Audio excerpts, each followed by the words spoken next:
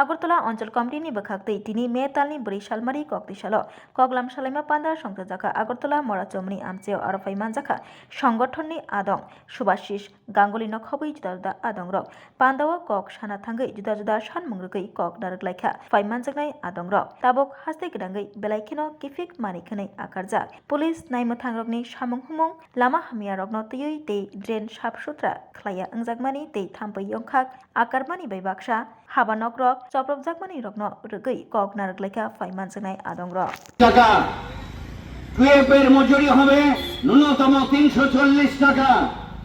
ত্রিপুরা রাজ্যের শিক্ষক কর্মচারীরা সপ্তম পে কমিশন পাবে।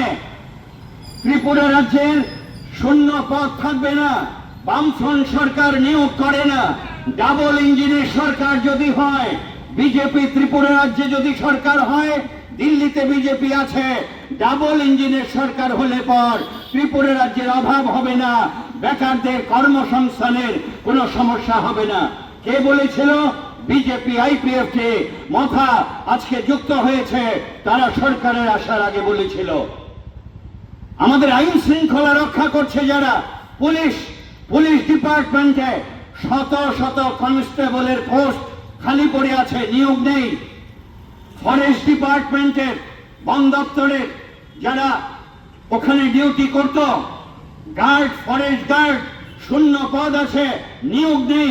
আজকে আমাদের রাজ্যের বনমন্ত্রী বিধানসভায় রাজ্যের মুখ্যমন্ত্রীকে বলছে যে আমাদেরকে 400 টিএসআর দিন, আমরা যাতে বন দপ্তরটাকে রক্ষা করতে পারি। টিএসআর দিয়ে বন দপ্তর চালানো হবে? আমরা জানতে চাইব না? ফরেস্ট ডিপার্টমেন্ট, বন দপ্তরের শত শত শূন্য পদ গার্ড কেন নিয়োগ হয় না? আরক্ষা দপ্তরে কনস্টেবল পদ, শত শত পদ এখনো আছে, কেন নিয়োগ নেই? আমরা জিজ্ঞেস করব না? এখন তো ডাবল ইঞ্জিনের সরকার, আপনারা কেন পারছেন না? ত্রিপুরা রাজ্যের টিএসআর যারা সুনামের অধিকারী, ত্রিপুরা রাজ্যের আইন শৃঙ্খলা রক্ষায় যাদের বিরাট ভূমিকা, সন্ত্রাসবাদী কার্যকলাপ রোখার প্রশ্নে যাদের ভূমিকা, আজকে তাদেরকে বহির্রাজ্যে নিয়ে ব্যবহার করা হচ্ছে। আমরা জানি না? এই এলাকার যারা জনগণ, শুভবুদ্ধি সম্পন্ন মানুষ, যারা বিজেপির নেতা কর্মী, তাদেরকে জিজ্ঞেস করবেন না যে আমার ভাই, আমার বোন, আমার ঘরের বেকার, আমার ঘরের বেকার যুবক যুবতী, তাদের কাজ কোথায়? কোথায় কাজ? কার কাছে যাব?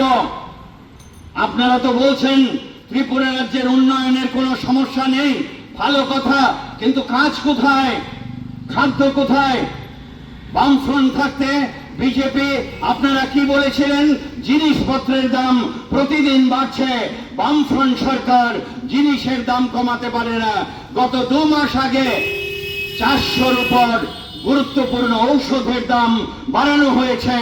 আর নিত্য প্রয়োজনীয় জিনিসের দাম আমরা প্রতিদিন বাজার থেকে, দোকান থেকে কিনে খাই, প্রতিদিন বাড়ছে বাজারে, অগ্নিমূল্য হচ্ছে।